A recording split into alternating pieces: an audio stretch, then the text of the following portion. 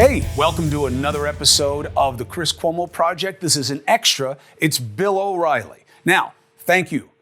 Spread the word, subscribe, follow, think about the free agent gear. Please consider buying some because remember, the money's not just going to go to me. It's going to go to worthy causes that we come up with together. So, Bill O'Reilly, I'll tell you, people love him. People may not love him, but they listen. He's been doing this a long time, and he's a student of the game. And he is talking about what's happening in politics, why he believes it is going to mean a lot in the midterm elections that are just a few weeks away, and his big axe he's swinging at President Biden. Does he hit his mark? You decide. Bill O'Reilly.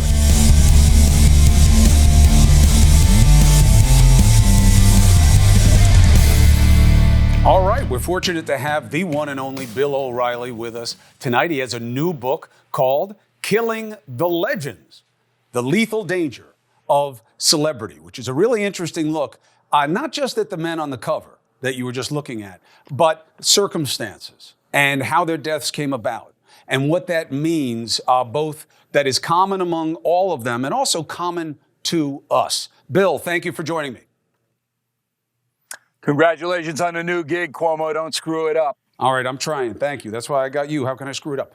So there's a little bit of breaking news coming out here that an employee of former President Trump says he was directed, or they were directed, to move boxes after the subpoena came in from one basement into the Mar-a-Lago residence. What matters to you about this? Is that Cassidy Hutchinson again? Is he the one that did it? We do not know who it is. It's an anonymous source. We do not know who it is. We don't know who it is. How? Another anonymous source? How many does that make in the last 6 years? How many do you think? 35,000 anonymous sources? Look, all it is BS, Cuomo, unless there's a cross-examination of it. So I mentioned Ms. Hutchinson, who said that somehow Donald Trump sat in the back of a presidential limo and leaped across and grabbed a Secret Service agent in a fit of anger on January 6th. Well, okay, that's physically impossible if you know what a presidential limo looks like. And number two, why didn't the January 6th committee subpoena the two Secret Service agents in the car to get the story? Because the two Secret Service agents said it never happened. However, Cassidy Hutchinson was page one for a week.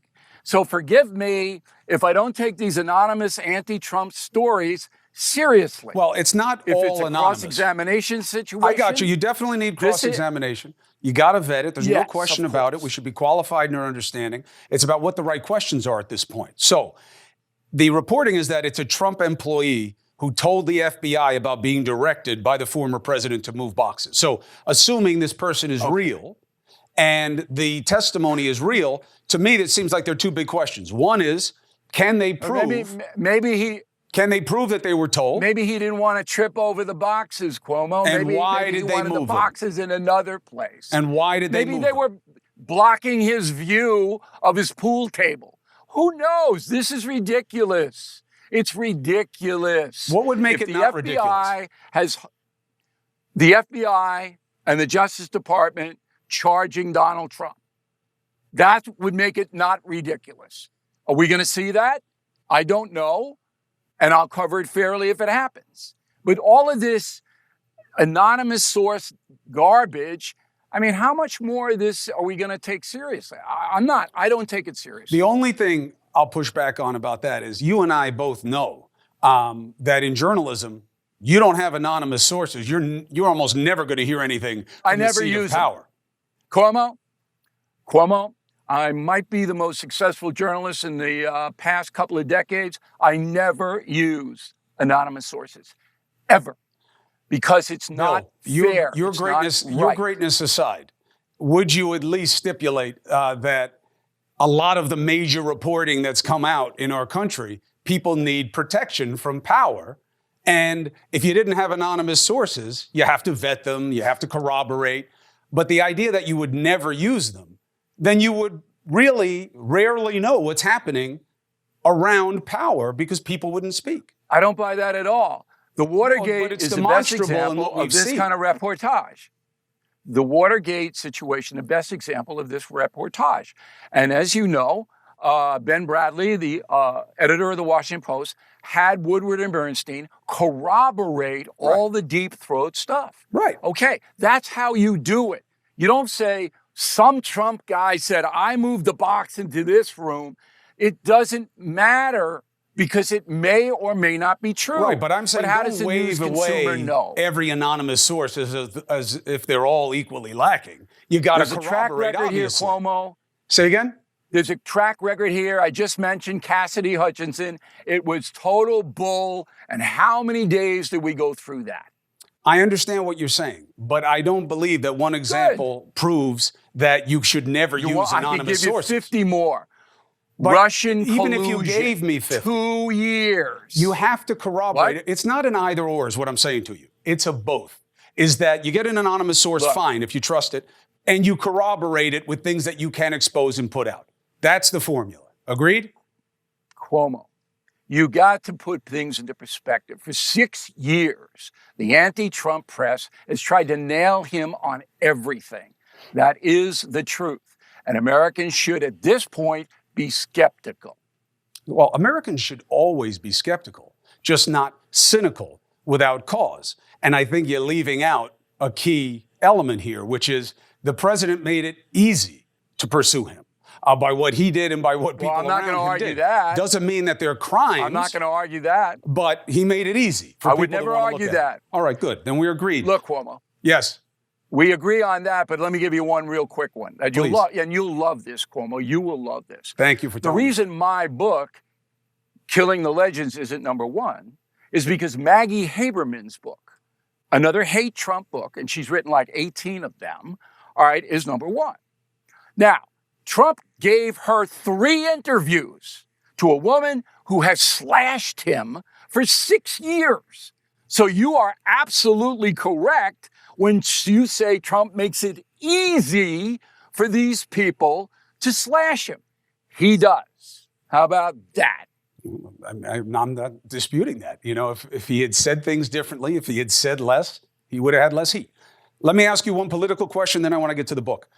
You feel fairly strongly that gas prices, as you know, a refined petroleum product, and the idea of oil prices are going to be a big deal in this election, and that Biden's going to have to own the problem. Yes?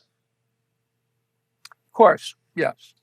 But do you believe? What's the follow-up? The follow-up is that fair, given how complicated the analysis is about why oil prices are where they are and why gas prices are where they are, and what his ability is to make it any different? All right, all I know, Cuomo, and I'm a simple man, all right, is that gas prices were about 100% less in Trump's last year than they are in Biden's second year, and that inflation was running about 1.3% under Trump in his last year, and it's now hitting 9%. So, yeah, you can make excuses, Biden this, Biden that. His first 2 years, Joe Biden's, has been a disaster for the American consumer. And there is no two sides to that story. It's not two sides. That It's an true. assessment. Those things are both true. The question becomes the only one that matters, which is why. Inflation has also been trending back down. It's definitely over 8% in the last reading we saw. The question becomes why? Why were gas prices so low? Did you see the PPI today? I did. Did you see the PPI today? I did, It's but not trending down. It's trending up. Well, now listen, Cuomo. But hold on. You hold could on. argue all day long. I don't want it's to argue. I don't want to Putin's argue. I fault. want to ask you something else. No, I'm just saying I want to put it into perspective, which is what you need. Chris Cuomo needs perspective, and I'm here to give it to you. Thank you for that. All right. The Biden administration has been a disaster for the American consumer. That's a fact. Now, if you want to make an excuse, it's Putin's fault, or there's a tsunami in Indonesia that caused it, that's fine. But you start at the baseline. Americans are getting hurt financially, which is why the Republicans are going to take the House by a wide margin and may take the Senate. Well, we could do a little lunch on that. I think it's going to be very tight. But look, neither of us. Neither of us are in the business. Of course, I'd pay anyway. Because all time my with you money's is time gone. well spent. But here's what I'm saying about oil prices. Here's what I don't like about it as a quick analysis. Okay. First of all, America doesn't set the market price. It's a world price. Okay. And there are a lot of reasons that have to do with filling up stockholders' pockets for why they're not pumping oil. He's releasing reserves, but that's not going to make a big difference. You got to remember, the reason that the gas prices were so low under Trump was because there had been games played about lowering the price of oil and to deal with the shale oil situation that the Saudis don't like. And that now you have the Russians, yes, and OPEC Plus, and the other participants, including Venezuela. And it is nice to turn the screws to America. And you have the companies don't want to drill. Why? Because their shareholders have given them a clear message that the pandemic and what happened before it with the shale oil is very expensive for them. And they want the money instead of the drilling. So this is complicated. And to just say, well, you it was sound like low a under Yale Trump. Professor, Cuomo. No, Look, I just let's think, go first back of all, to I think that, simple man. Hold on. People are simple, just like you and me, but they're smart. And they can get that something's not as simple as Biden bad because gas price is higher. I don't think it's that simple for people. The first day in office, Biden slapped dozens of regulations on the fossil fuel industry. Under Trump, we were a net exporter of energy. That means we had more than enough here, we were selling it overseas. Under Biden, we don't have enough here. We have to import from overseas. Bill, simple analysis. We are on pace for a record year of extraction last year. With exception, I think, of 1 year. It's been going up every year under Biden's watch. And that caused oil and gas prices to rocket. That 1 year of regulations and insanity, because Biden somehow thinks windmills are going to run all the energy. That 1 year devastated the American consumer. It wasn't just and that. That's what it's all about. It wasn't just that. But look, at the end of the day, it is on his watch, and he's going to have to deal with it. I just hope people understand that the explanation is not as simple, because sometimes we make it too simple in our politics. Let me ask you about something that when we look at this book, I've always appreciated the series. I'm probably 3 books into the series. I know you've done many. But this one helped me understand, in relaying to the audience, what Killing of the Legends is about. I'm about 65 pages in. Ali, I don't understand how he goes with Lennon and Presley in terms of the self-destruction, the quiet period, and then the violence that takes his life. How does Ali fit into that? Okay. And then within the context of what the book's about, please. Excellent question.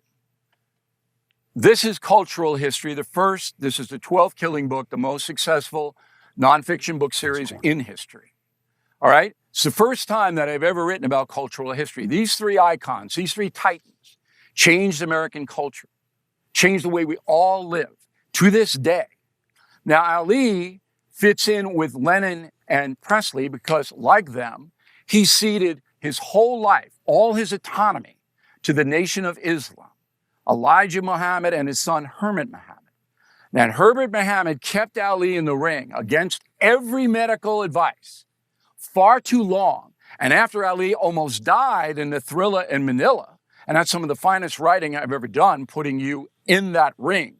After Joe Frazier almost killed him, and Ali almost blinded Frazier, Ferdy Pacheco, the fight doctor, said, "You can't fight for a year." 4 months later, guess who was back in the ring? Because that's what the Nation of Islam wanted, because they were taking his money. Just like Colonel Tom Parker was taking Elvis's money. So all 3 of these icons were crushed and destroyed by their fame, wealth, and notoriety.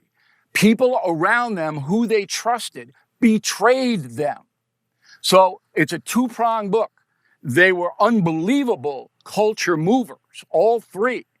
But in the end, they were all destroyed by their fame and celebrity.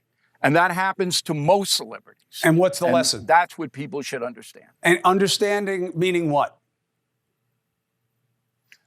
Understanding that if you're a celebrity in America, you're not a person anymore. You're a commodity. And you're likely to be betrayed by people very close to you for money. And you can't even leave the house anymore because somebody will be recording you on this. And the emotional weight on famous people drives them crazy. Elvis Presley wanted to die. You don't take that amount of narcotics if you want to live. He wanted to check out. Lennon became a heroin addict once he became cloistered with Yoko Ono. That's what broke up the Beatles, his hard drug use. And Ali would not say no, even though Ali knew his brain was being destroyed by being in the ring too much. They all ceded their autonomy. And that is the basis of Killing the Legends. Put up the cover of Killing the Legends to say goodbye to Bill O'Reilly. The book is on sale. You can get it everywhere. It's #1, and with good reason. One last question. Bill, when you held up your phone, just a quick question. Do you have a picture of yourself on the cover of your phone? No. Nope. Okay. You may think that I'm vain, glorious. Well, you did call Word of the yourself day, vainglorious. one of the most successful journalists in the last decade, one of the greatest, something like that. Would you dispute that? I you would dispute whether or not it is good form to call yourself that. I would say that.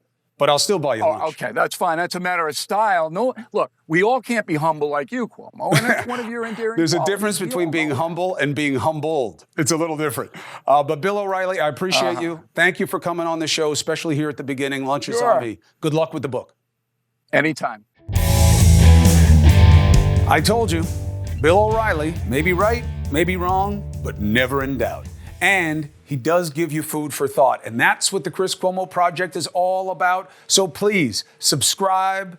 Don't forget to follow. Please think about getting that free agent merch. All the money is going into a kitty that we will collectively crowdsource opportunities to give it away.